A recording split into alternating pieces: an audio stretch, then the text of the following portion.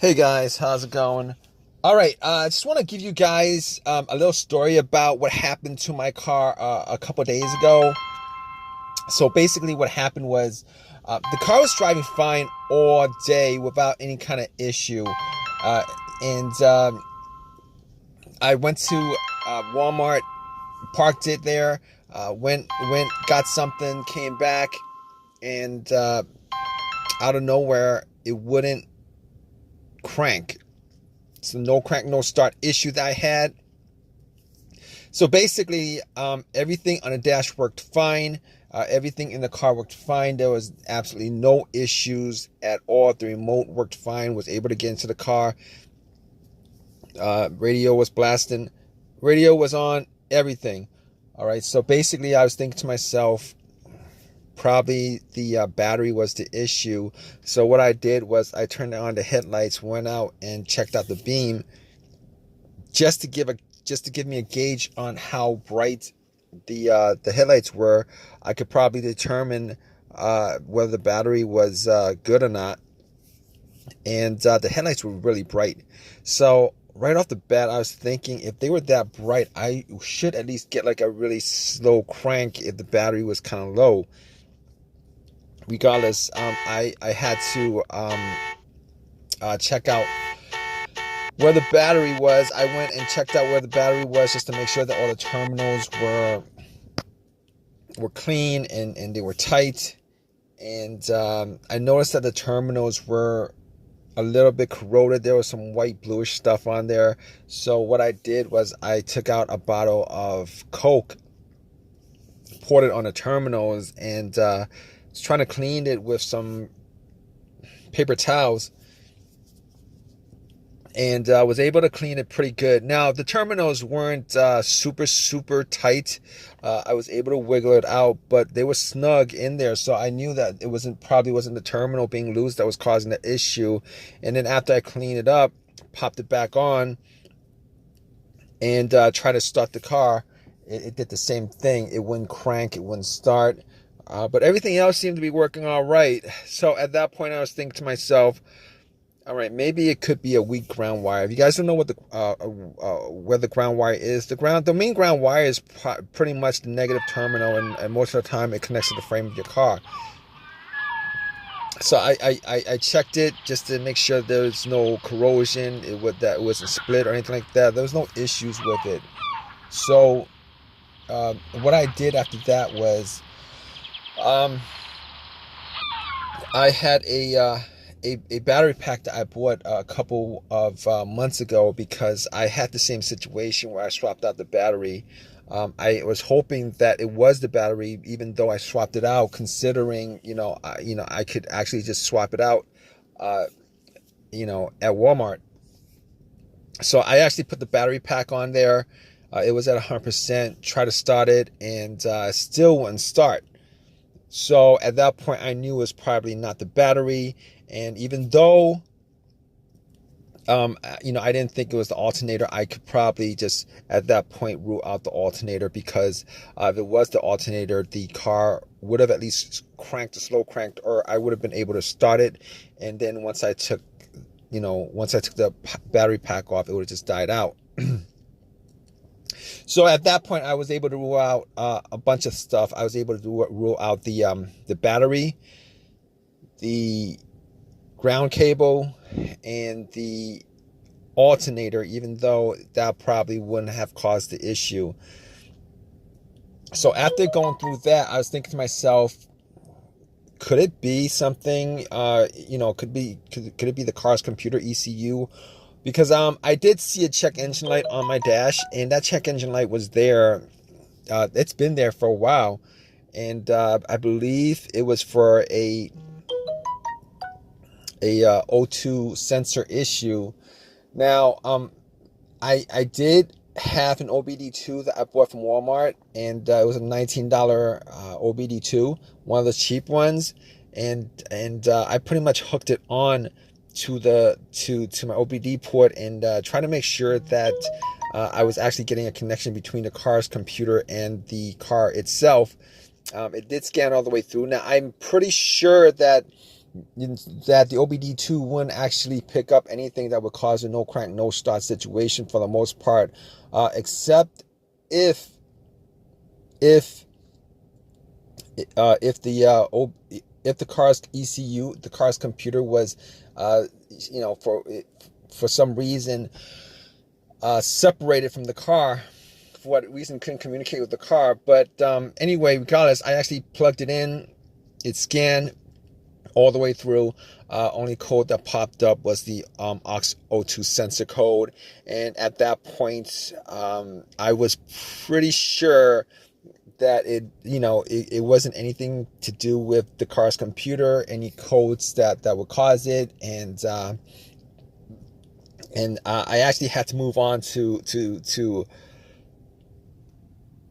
I had to move on to some other troubleshooting outside of that, because that wasn't causing the issue. So basically, I got to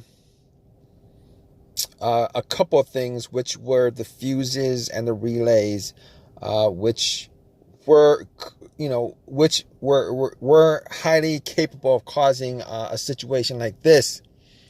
And got to the fuses, checked out all the fuses, just to make sure that none of them were blown. And I was actually looking at them. Now, I didn't have a fuse tester on me. I didn't think it was the fuses.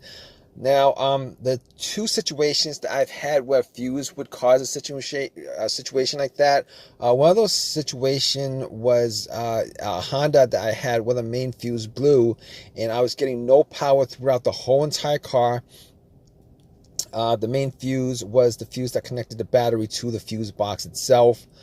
And that was the previous situation that I have, and I'm pretty sure that wasn't the same situation that I had, so I could rule that out, because I was getting power to everything except it wouldn't start. Now, the other situation I had pertaining to a fuse that caused a no start situation was actually a crank no start situation, and I think one of the fuses actually blew. Then that fuse was connected to the ECU or the fuel pump. And I remember once I changed out that fuse, the car would crank, but it wouldn't stop. Once I changed out that fuse, it was able to start up.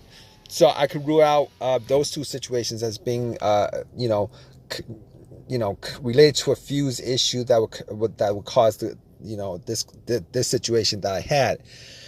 So, so basically, I could rule those things, the fuses out, and the fuses were pretty clean. I didn't smell any kind of burnt smell, and didn't see any kind of brownish, anything brownish, and a brownish appearance on top.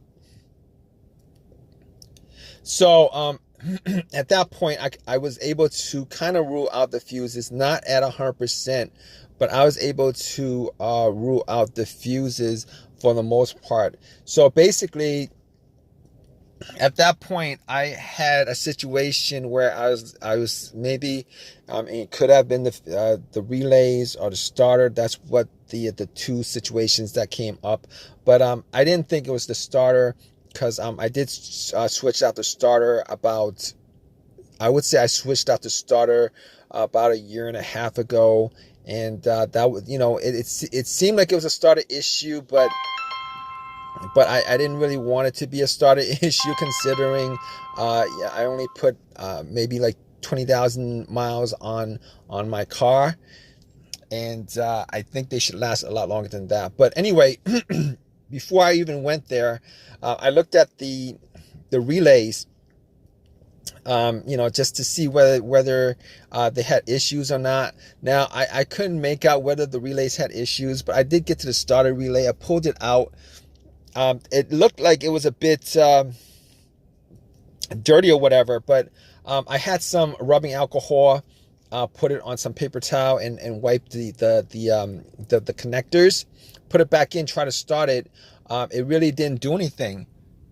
Didn't change up the situation. So I was thinking it was a weird situation, because it would click every time I would I would try to start the car. It would click, but it wouldn't crank at all. Normally when it clicks, it normally means that the relay is working, because that's what the relays do. When there's electricity going through, that it clicks to connect the connection, to whatever it's relaying the electricity to. But regardless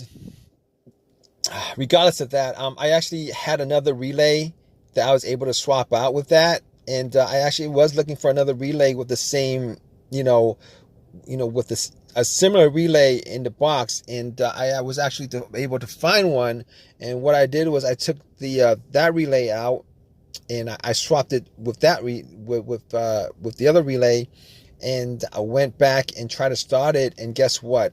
Bam! It started up. It worked without a problem, and at that point, I knew that it was the relay that was the problem. All right. So it was a pretty easy fix. I drove to AutoZone, which was within that whole shopping center. Swapped out the relay, and that was like 3 days ago. Haven't had a situation since. I've been driving the car, turning it on, off, for 3 days. Haven't had that situation at all. So just want to give you guys, just gonna give you guys that story of a quick fix that I had of my car. If you guys are in the same situation, you guys watching this video, hopefully you guys have as easy of a fix as I had on my car. You guys have a comment, leave your comment in the comment section. Please give me a thumbs up. Please subscribe. Like I said, if you guys are in the same situation, just go through the steps that I went through as far as trying to figure out, the situation with my car.